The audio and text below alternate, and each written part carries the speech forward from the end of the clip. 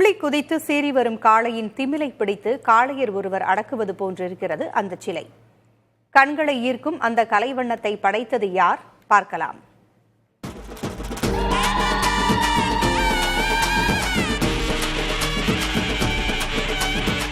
வாடிவாசல் என்றாலே திமிரி வரும் காளையும் அதன் திமிலை பிடித்து அடக்க துடிக்கும் வீரர்களையும் நினைவுக்கு கொண்டு வரும்.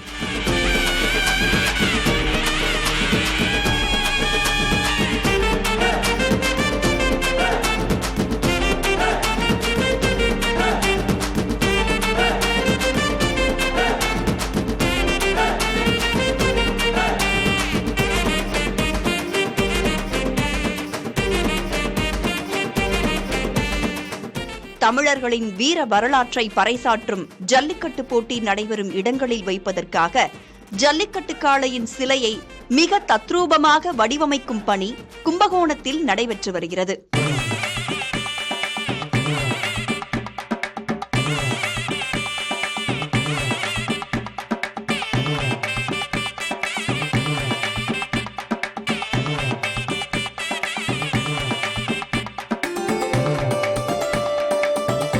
ஏறக்குறைய 2 மாத காலமாக ஜல்லிக்கட்டு காளைகளை நேரில் ஆய்வு செய்து அதனை அளவெடுத்து இந்த சிலையை வடிவமைத்துள்ளதாக கூறினார் சிலை வடிவமைப்பாளர் பாலு.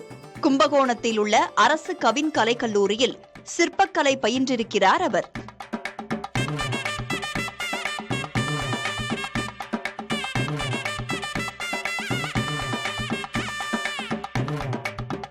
தங்களின் கலை படைப்புகளை மக்கள் ரசிக்கும் வேளையில் தங்களுக்கு ஏற்படும் மகிழ்ச்சி அளவற்றது என தெரிவித்தார் பாலு. புதிய தலைமுறைக்காக கும்பகோணம் செய்தியாளர் விவேக்ராஜ்.